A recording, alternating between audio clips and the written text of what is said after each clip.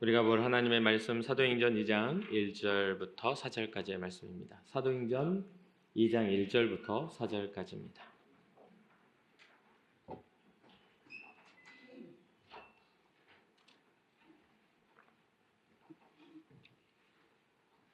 사도행전 2장 1절부터 4절까지의 말씀 우리 한 목소리로 합독하도록 하겠습니다.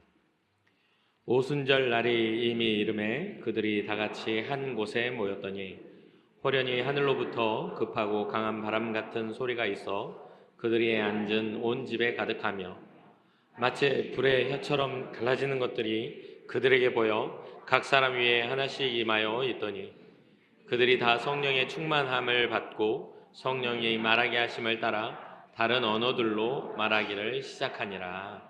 아멘.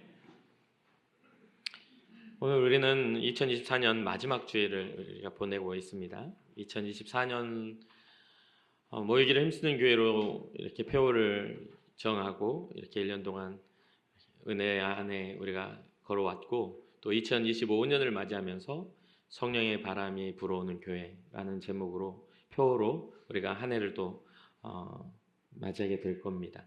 그래서 2025년에는 성령에 관한, 성령으로 인한 일들에 대한 얘기를 쭉 해나가려고 합니다. 여러분들이 그 안에서 성령의 역사와 능력들을 경험하시고 또 하나님께서 함께 하시는 그 은혜들을 깊이 체험하는 그런 귀한 시간들이 되시기를 바랍니다.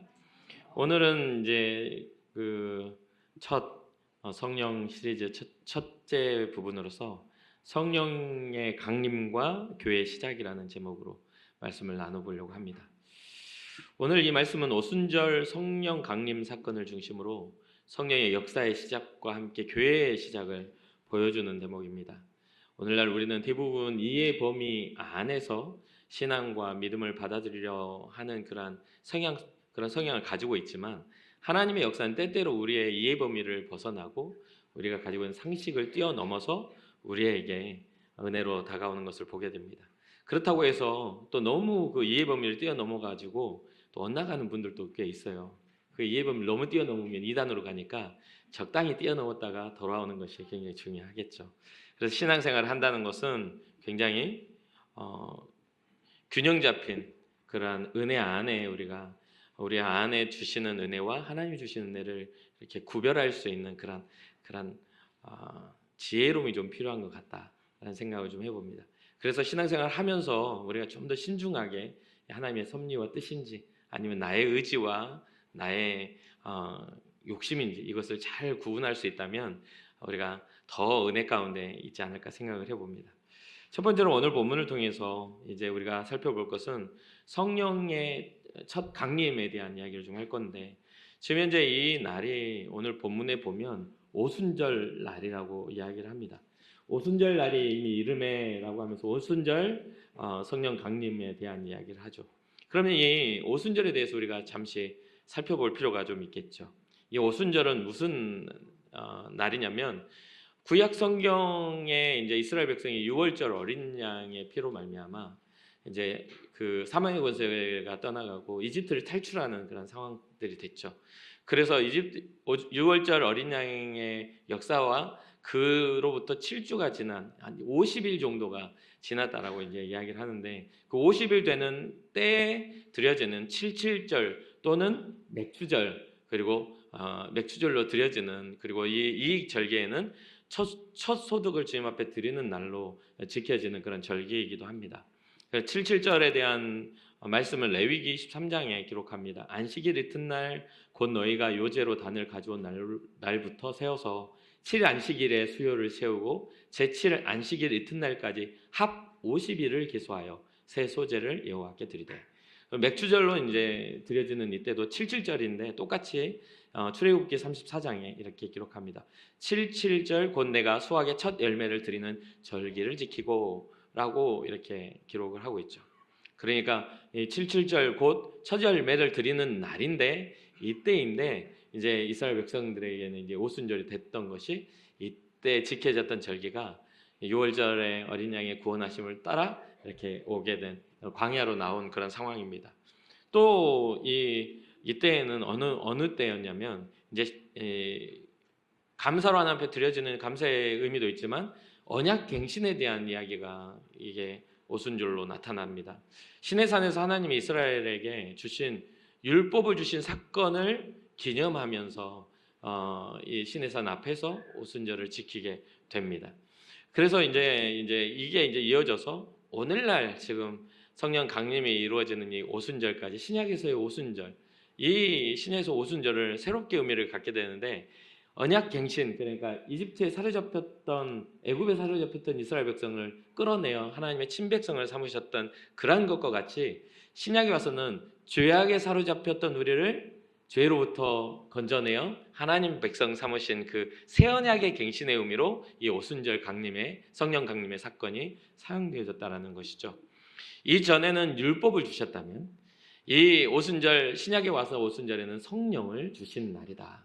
그래서 오순절 날이 이미 이르매라고 하면서 오늘 본문에 이야기하면서 2절에 호련히 하늘로부터 급하고 강한 바람 같은 소리가 있어 그들이 앉은 온 집에 가득하며 3절에 마치 불의 혀처럼 갈라지는 것들이 그들에게 보여 각 사람 위에 하나씩 임하여 있더니, 갈라져서 각 사람에게 이렇게 임하였다라고 말하죠. 그냥 공동체로 뭉뚱그려져서 한꺼번에 공동체 은혜가 아니라 각 사람에게 임한 그런 역사라는 거예요. 그래서 신앙생활은 하나님 앞에서 공동체 신앙생활이 아니라 나의 개인의 신앙이 하나가 되어 공동체를 이루는 것이다. 이것을 꼭 잊지 말아 주셨으면 좋겠습니다. 또한 성령 강림뿐만 아니라 새 언약의 갱신뿐만 아니라 이 성령의 역사를 통해서 교회가 시작됩니다. 이전에는 예수 그리스도의 사역의 때였고 주님이 승천하신 후 약속된 성령을 받으라 하면서 마가야 다락방에 모였던 그러한 때에 오순절 성령의 강림이 임하여진 거잖아요. 그러면서 초대 교회의 시작이 이 성령 강림을 통해서 출발을 하게 된 것이죠. 그 교회의 시작이라는 것은 또 하나의 의미를 갖습니다. 뭐냐면 새로운 제자들의 복음의 전파에, 교회는 곧 복음 증거의 전파의 시작을 또 이야기를 하죠. 그래서 오늘 보면 4절을 보니까 그들이 다 성령의 충만함을 받고 성령이 말하게 하심을 따라 다른 언어들로 말하기를 시작한 것, 성령의 언어로 성령의 말을 하기 시작한 것, 이게 바로 교회의 시작과 복음의 시작이라는 것. 영적인 의미를 좀 더 보자면 오순절은 다음과 같은 의미를 갖습니다. 첫 번째, 영적인 수확의 시작을 한다. 구약의 농작물 수확이 신약에서는 영혼 구원의 시작으로, 그러니까 구약에서는 첫 소득을 주님 앞에 드리는 맥주절 감사였다고 했잖아요. 신약에 와서는 뭡니까? 영혼을 수확하는 일이 이제 일어나기 시작합니다. 죽어가는 영혼들을 다시 복음으로 살려내는 역사들이 이 성령 강림절을 시작으로 이 성령의 역사가 시작되면서 말씀이 증거될 때 기적이 일어나고 그러한 복음으로 인하여 예수를 믿겠다 하며 살아나는, 영적으로 죽었던 사람들이 살아나는 역사들이 이제 시작되기 시작하죠. 그러면서 영적인 그런 수확과 함께 뭐가 나타나냐면 성령의 능력으로 인한 성령의 역사가 나타나기 시작합니다. 그래서 이제 사도행전 1장 8절 우리가 잘 알고 있죠.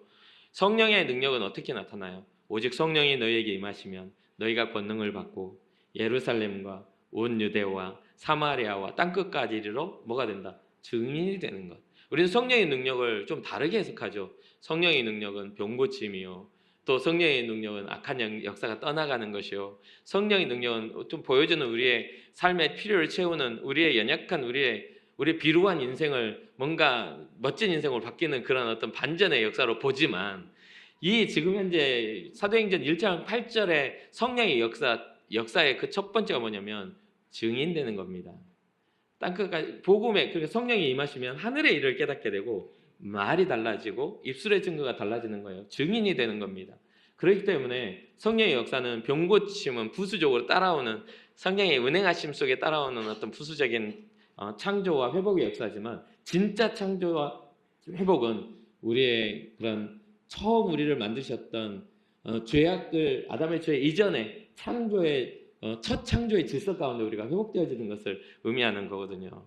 그래서 이 영적으로 오순절의 역사는 이 성령의 능력이 나타나는 그런 시작점이기도 하다라는 거죠. 세 번째는 언약의 성취입니다. 새 언약의 성취입니다. 예레미야 31장 31절 33절에 예언된 새 언약이 성령을 통해 성취되는 것을 의미하죠. 오순절은 구약의 감사와 언약의 갱신의 의미에서 신약의 성령 강림과 교회 탄생의 의미로 다시 이렇게 재해석된 확장된 그런 놀라운 역사였다는 것을 우리는 잊지 말아야 되겠습니다.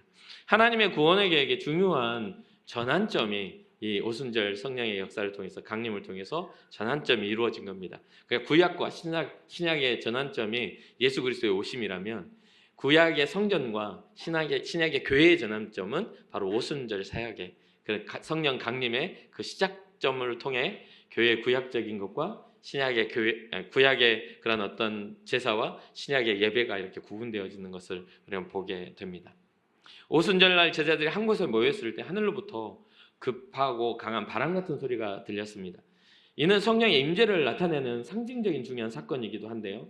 성령의 임재는 하나님의 능력과 그 임재를 나타낼 뿐만 아니라 교회의 시작을 알리는 시작 소리이기도 합니다. 급하고 강한 바람 같은 소리가 들렸다. 이게 교회의 시작을 알리는 소리이기도 해요. 그런데 이 급하고 강한 바람이라는 그 바람 소리는 또 어디에서 우리가 살펴보았죠? 니고데모가 예수님을 찾아갔을 때 바람이 어디에서 와서 어디로 가는지 우리가 알지 못하는 것처럼 성령의 사람도 이러한 거야 라고 하면서 성령으로 함께한 사람들의 삶의 그런 모습들을 주님이 가르쳐 주셨는데, 성령의 바람이 불어온 후 성령이 함께한 사람들의 시작이 교회로 나타나서 그들의 삶의 시작과 그 끝을 하나님이 정하시고 하나님이 인도하시는 그런 성령의 디자인, 하나님의 디자인이 시작된 시점이기도 하다는 것이죠. 성령의 임재는 우리에게 하나님의 능력과 하나님의 인도하심을 경험하게 만드는 가장 강력한 성도의 가장 힘이라고 생각이 되어집니다. 그리고 두 번째 우리가 살펴봐야 될 것은 성령의 임재에 대한 묘사를 보면서 우리가 좀 더 살펴볼 필요가 있어요. 2절과 3절에 2절에는 급하고 강한 바람, 세찬 바람 부는 소리죠. 바람 같은 소리가 있었고 3절에는 불의 혀처럼 갈라지는 것들 그들에게 보여 각 사람의 임한 불의 혀처럼 불과 같은 성령의 그런 역사가 있죠. 이는 성령의 불이 각 사람에게 임하여서 그들을 새롭게 하고 하나님의 사역을 위해 준비시켜 간다는 것을 정확하게 보여줍니다.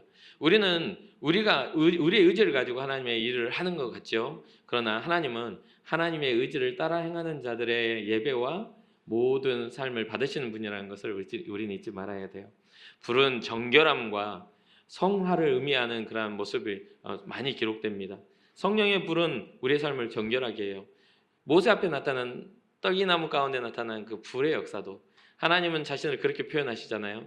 거룩한 땅이니 네 신을 벗어라 라고 하는, 그러니까 불이 붙어 있지만 태우는 불이 아닌 거룩한 불, 그 불이 이 각 사람에게 임하였다는 거예요.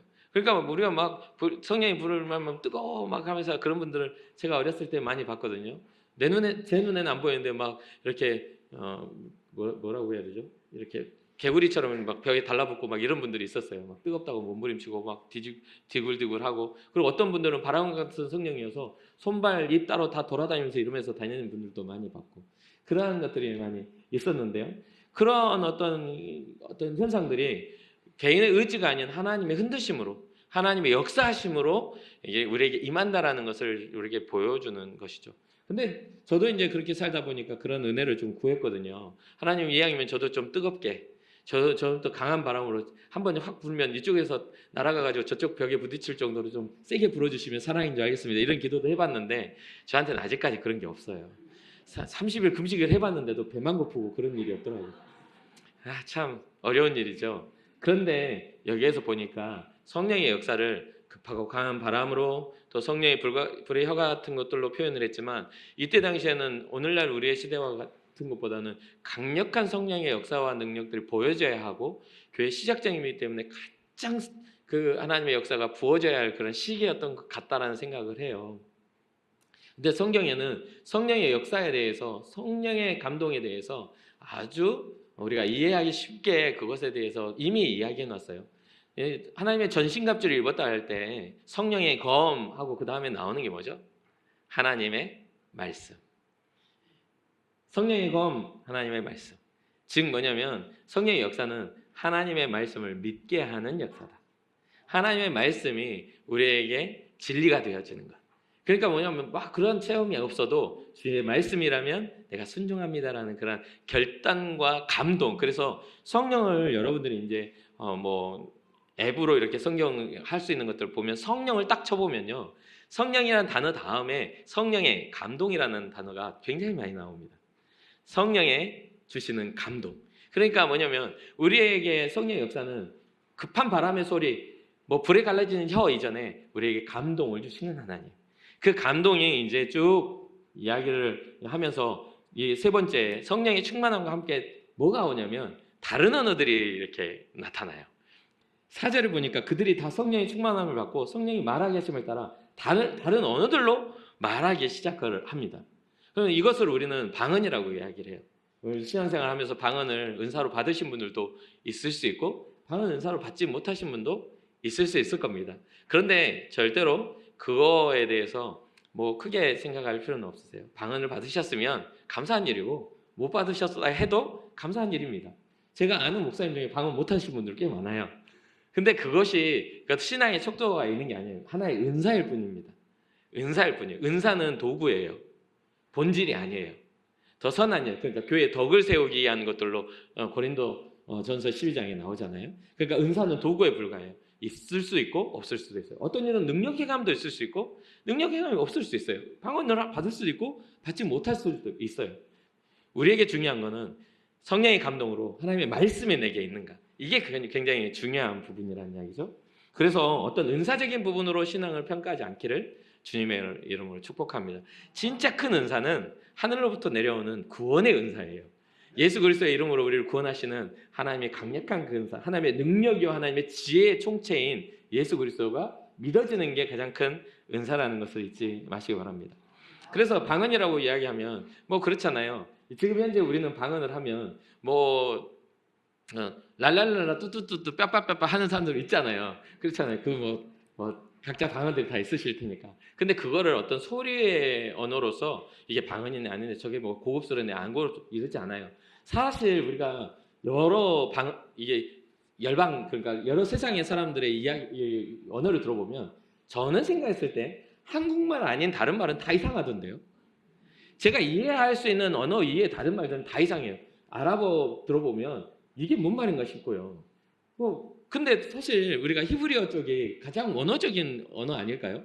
하나님의 말씀이 기록된 언어니까 우리 한국말보다도 더 거기는 근본어라고 봐야 되는 이거는 어떤 근거는 없습니다. 그게 전해져 오는 말씀을 봤을 때 히브리어 쪽이 훨씬 더 저기 할 텐데 히브리어 제가 배워봤지만 진짜 어려워요. 그거 모르고 있어요. 진짜 어려워. 그래도 나름대로 제가 히브리어가 A+였는데 좀 아무것도 생각 안 나요. 점 하나 찍혀도 이상한 내용이 되고 진짜 이 언어 자체가 굉장히 묘한 하는 그런 언어가 있거든요. 하는 그런 게. 근데 우리는 하는 게 없잖아요. 그러니까 우리 한국 사람은 한국말 이해 다른 것들은 다 그렇게 들리고 외국인들이 우리 한국말 들으면 다 그렇게 들어요. 이상한 말을 한다고 생각해요. 그러니까 뭐냐면 지금 각기 다른 언어를 다 하는데 어떤 방언의 어떤 모양새가 중요한 게 아니라 방언이 향하고 있는 그 영적 세계에 대한 것들에 대한 고민을 좀 해보시라는 거죠. 저도 방언을 합니다만 방언을 할 때 언제 하냐면 제가 길게 기도할 때 방언을 해요. 그래서 짧게 기도할 때는 제가 하나님하고 이렇게 저의 의지와 생각들을 막 하는데 길게 기도할 때는 제 언어로 말을 하려고 하면 기도거리가 많이 없어요. 아니 한 말을 또 하고 한 말을 또 하고 해도 그게 하지 앉아있기가 너무 힘들어. 그러니까 뭐냐면 만약 우리 아이들을 위해서 기도한다 그러면 주님 우리 큰애와 둘째가 지금 이렇게 상황 속에 있습니다 하는데 그 말을 1시간 동안 하겠어요? 그게 안 되잖아요. 그런데 그럴 때는 성령의 도우심을 받아 그 시간을 기도하며 성령의 요구를 따라 주님의 뜻에 맡겨놓고 기도를 하는 겁니다. 그렇게 해서 제가 예전에는 7시간, 10시간 이렇게 기도할 때도 많았어요. 혼자의 나의 의지와 나의 생각으로는 안 되니 하나님 앞에 그 영적인 것을 의지해서 하는 경우들이 있었거든요. 그러니까 언어적인 부분, 그런 부분들입니다. 그래서 지금은 그렇게 받아들이시고 지금 현재 여기에서 나타난 것은 사람의 언어, 각국의 언어로 이렇게 나타납니다. 이 사람의 언어들이 어떻게 나타나냐면 각기 이제 여기에 이제 5절부터 경건한 유대인들이 천하 각국으로부터 와서 예루살렘에 머물러 있어요. 천하 각국으로 와서 예루살렘에 머물러 있어요. 6절에 이 소리가 남의 큰 무리가 모여 각각 자기의 방언으로 자기의 언어로 제자들이 말하는 것들을 듣고 깜짝 놀라서 소동을 하는 겁니다. 그래서 7절, 8절에 이렇게 말해요. 다 놀라 신기하게 여겨 이르되 보라, 이 말하는 사람들이 다 갈릴리 사람들이 아니냐. 우리 각 사람이 난 곳 방언으로 듣게 되는 것이 어찌 된 일이냐. 그러니까 근데 그러고 보니까 가끔 이제 제가 살면서 보니까 중국 방언 한다, 일본 방언 한다, 뭐 그런 분들이 있거든요. 근데 중국 방언 하는데 중국 사람을 못 알아들어요. 일본 방언 한다는데 일본 사람을 못 알아듣고. 그냥 의미 두지 마세요. 그냥 뭐 내가 중국 방언이네, 일본 방언이네 이런 생각할 것이 아니라 방언을 의지하여 주님 앞에 나아가 기도할 시간들을 가져야지. 뭐 그걸 자랑하려고 내가 중국 방언이네, 일본 방언이네 그렇게 할 필요가 있냐 이 말이에요. 그거를 자랑하려고 우리에게 주신 게 아니라 주님과 언어적 소통을 위해서 주시는 거란 말이죠. 비슷한 언어여도 전혀 다른 언어 체계를 가진 그런 나라들이 많아요. 우리가 인식 밖에 있는 것들을 보면 그런 것들이 너무 많아. 근데 하늘의 언어를 하면서 하나님과 소통하는 언어를 하면서 그런 것들을 우리가 우리의 인식으로 받아들일 것이 아니라 영으로 해석하고 통변의 은사를 받는다면 너무 좋겠지만 그렇지 않는다 할지라도 거기까지 성장밖에 못했구나 하고 끝나야지 막 그 들이파가지고 그게 본질인 것처럼 생각하면 안 된다는 거죠. 그러니까 여기서는 각국의 방언, 여러 다른 각계의 말로 하는 것들은 신기하게 여기는 것은 이 이야기를 듣는 사람들이고요. 잘 보세요. 각국에서 와서 이 사람들 듣는 사람들이 신기하게 여겼고요. 우리가 신기하게 여겨야 될 것은 뭐냐면, 자 봐요. 9절, 10절, 11절까지 제가 읽어드릴게요. 우리는 바데인과 메데인과 엘람인과 또 메소포타미아, 유대와 갑바도기아, 본도와 아시아, 부르기아와 밤빌리아, 애굽과 및 구레네에 가까운 리비아 여러 지방에 사는 사람들과 로마로부터 온 나그네 곧 유대인과 유대교에 들어온 사람들과 그레데인과 아라비아인과 인들이라. 그리고 여러 부분의 사람들이 나왔잖아요. 이 사람들이 모여가지고 그 이야기를 듣고 놀란 거예요. 여기에 지금 방언에 놀란 거는 이 이야기를 들은 사람들이 놀란 거예요. 근데 우리가 놀라야 될 것은 뭐냐면 여기에 있어요. 우리가 다 우리의 각 언어로 11절에 하나님의 큰 일을 말함을 듣는도다. 여기에 우리는 놀라야 돼요. 뭐 신기한 방언을 하는 게 놀라는 게 아니라 그 방언이 하나님의 큰 일을 말하고 있다는 것에 놀라야 돼요. 그러니까 제가 경험한 건 뭐냐면 저도 제 방언을 통변 못해요. 그런데 인생을 살면서 귀신 들린 사람을 만나서 그 귀신 들린 사람 축사할 때 방언을 따락 하는데 두려워 떨면서 발발발 떠는 거예요. 제 말로는 나가 그러면 뭐하러? 그러는데 방언을 하니까 나가더라고요. 내 힘이 들어가면 택도 없어. 하나님의 역사와 능력이 나타나야 일들이 일어난다는 거죠. 근데 그것마저도 내 말과 내 인생과 내 삶을 하나님 보증하시면 어떤 언어라도 귀신은 떠나가게 되더라고요. 이게 중요한 겁니다. 내가 어떤 말을 하고 있느냐가 중요한 게 아니라, 그러니까 어떤 언어를 하고 있느냐가 중요한 게 아니라 내가 어떤 내용을 말하고 있느냐가 중요한 거예요. 하나님의 큰 일을 말하고 있다는 거예요. 근데 재미있는 건 여기서 또 한 가지가 뭐가 있냐면요. 언어가 흩어졌을 때가 어떤 이유죠? 바벨탑을 쌓아서 주님의 권위에 도전할 때 언어를 흩으셨어요. 그들이 언어가 흩어지니까 뭐가 달라졌죠? 생각이 달라졌어요. 생각이 달라지니까 소통이 안 돼. 말이 달라지니까 의미를 이해하지 못하겠어. 그래서 흩어져 버렸어요. 근데 재미있는 건 오늘 성령의 역사는 각 언어로 흩어졌지만 한 말을 하고 있다는 거예요. 이게 진짜 중요한 포인트예요. 여기에 우리는 놀라야 돼요. 아니 다른 말을 하는데 하나님의 큰 일을 말하고 있는 것을 사람들이 보고 그러는 거예요. 그런데 그렇게도 불구하고도요. 이러한 놀라운 일이 일어나도 13절에 12절 13절 뭐라 하냐면 다 놀라며 당황했어요. 소리를 내고 이게 어떤 일이냐 하는데요. 이 당황하고 능력을 발견하는 게 아니라 또 어떤 이들은 조롱하여 이르되 그들이 새술에 취했구만. 조롱이 일어나요. 기적이 일어난다고 다 평안해지는 게 아니라 조롱도 일어나요. 그런 것도 우리는 봐야 돼요. 주님의 선한 일을 걷는다? 주님의 역사를 따라 걷는다? 얼마나 외로운지 몰라요. 복음을 위해 예수 그리스도를 위해 오직 주님만 위해 산다는 게 얼마나 외로운 길인지 몰라. 이해를 받지 못할 때가 더 많아요. 사람들은 각기 생각을 따라 우리는 한 목소리 가지고도 딴 말을 하잖아요. 그렇지 않습니까? 지금 교회의 시작은 다른 목소리로 하나를 이루시는 거예요. 우리는 교회를 이루고 있는 우리가 한 목소리로 다른 걸 이루고 있다는 것은 이거는 우리가 회개해야 될 부분이에요. 그러니 여기가 우리가 주목해야 될 것은 방언의 다양성이 아니라 그 방언이 말하고 있는 그 초점을 주목해야 한다. 그래서 성령의 강림과 교회의 시작은 바로 이런 겁니다. 성령께서 임하시니 복음을 위하여 언어를, 이전에는 하나님의 역사를 위해 언어를 혼잡하게 하셨다면 복음을 위하여 언어를 가르치고, 이전에는 바벨탑은 서로 소통되지 않아 각기 뿔뿔이 흩어지게 하였다면 복음을 위하여 각기 다른 언어로 하나가 되게 하셨다. 사랑하는 성도 여러분, 오늘 여기에서 우리는 이 진리를 깨달아 알아야 합니다. 주님이 우리에게 한 마음을 주시고 이 마음을 품어라, 곧 그리스도 예수의 마음이니.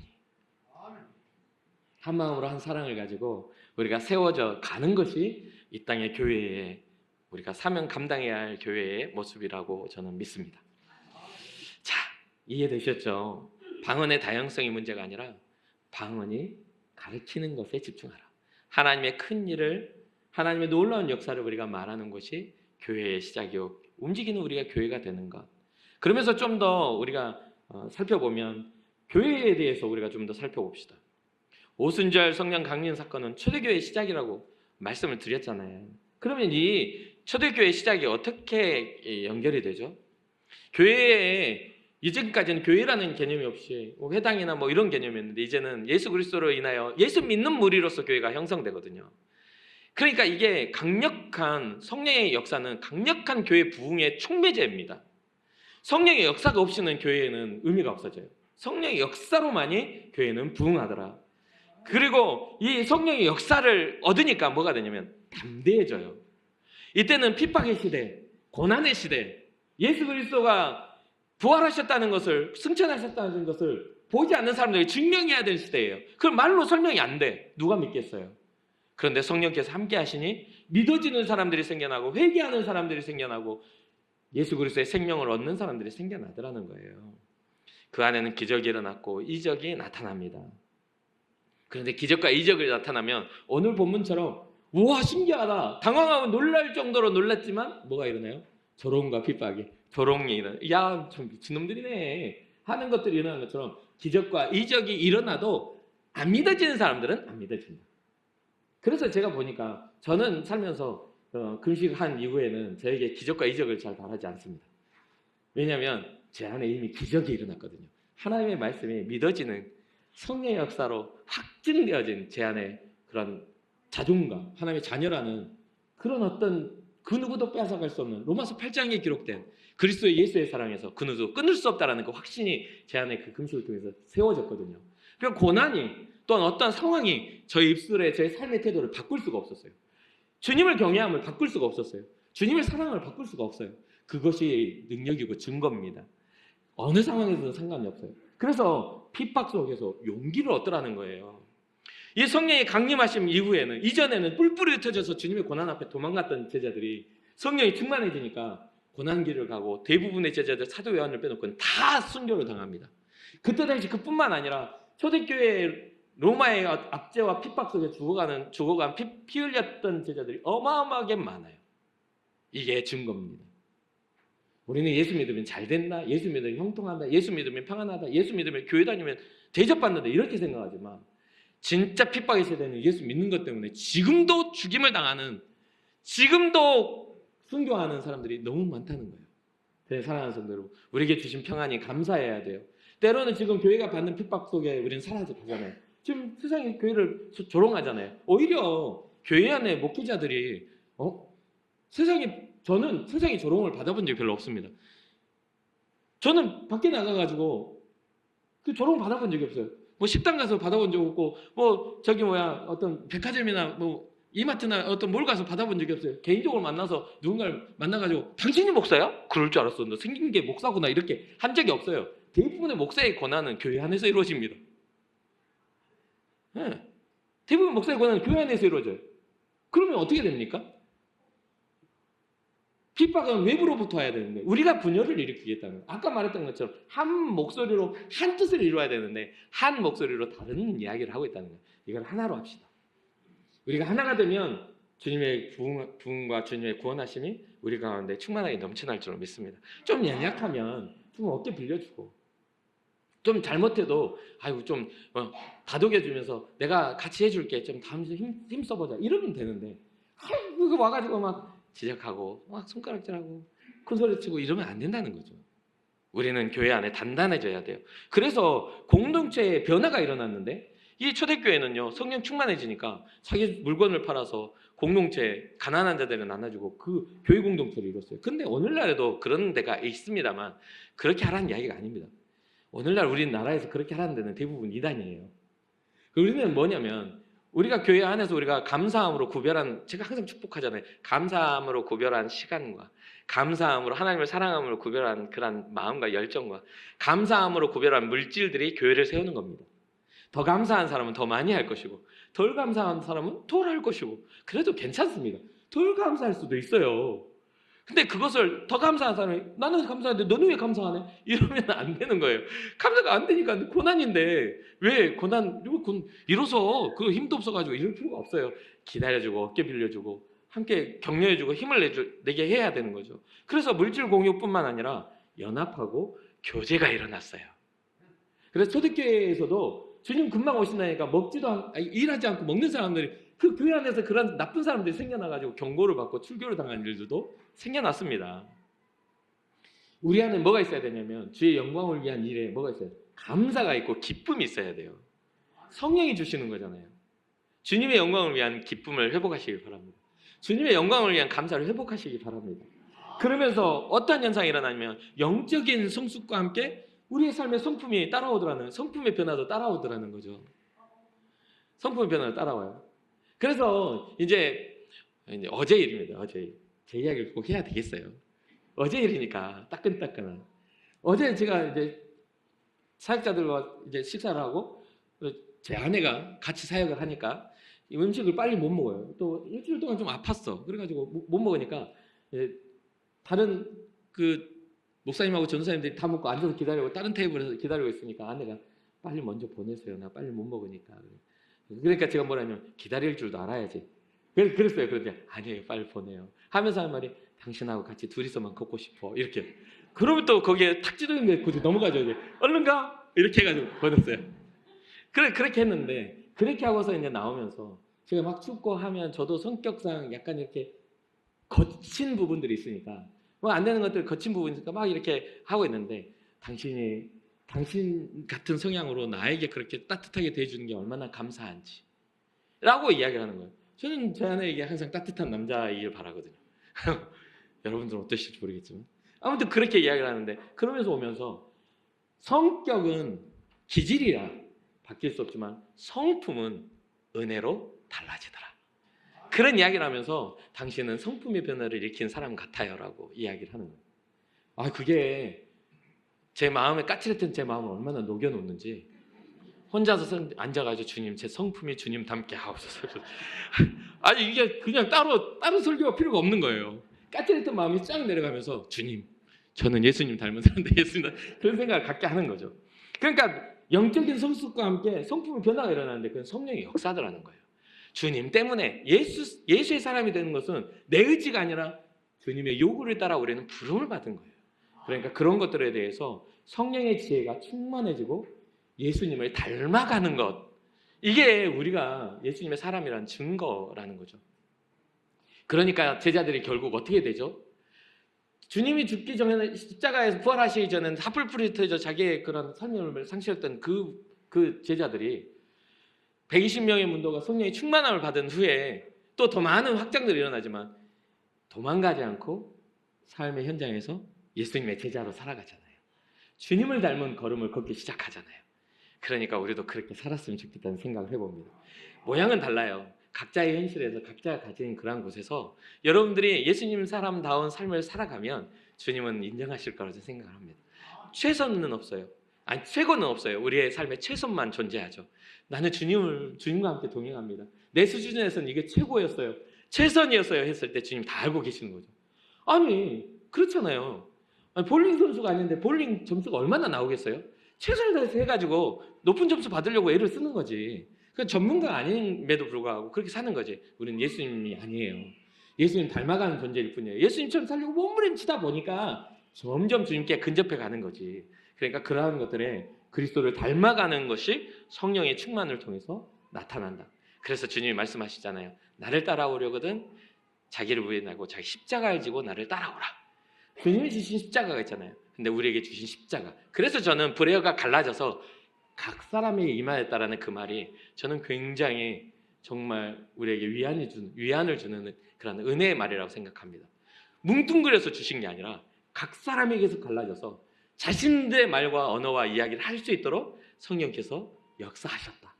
그래서 제자들이 쫙 퍼뜨려져서 바울은 바울대로 인생을 살아가고 베드로는 베드로대로 인생을 살아가고, 근데 비슷한 시기에 바울도 순교를 당하고 베드로도 로마에서 순교를 당하죠. 그러한 어떤 길의 모든 다양한 언어지만 무엇을 향해 간다? 하늘의 하나님의 큰 일에 대한 이야기를 우리가 해나간다. 그런 것을 꼭 잊지 마시기를 주님의 이름으로 축복합니다. 성령이 충만한 교회는 급속히 성장할 수도 있어요. 그런데 여기에 본질을 잃어버리지 맙시다. 복음이 우리를 살립니다. 여러분들의 인생이 2024년 주께서 보호하셨으니 2025년도 주님의 성령이 우리 안에 생명의 말씀을 놓치지 않도록 우리를 지키시는 은혜가 있기를 주님의 이름으로 축복합니다. 잠시 기도하겠습니다.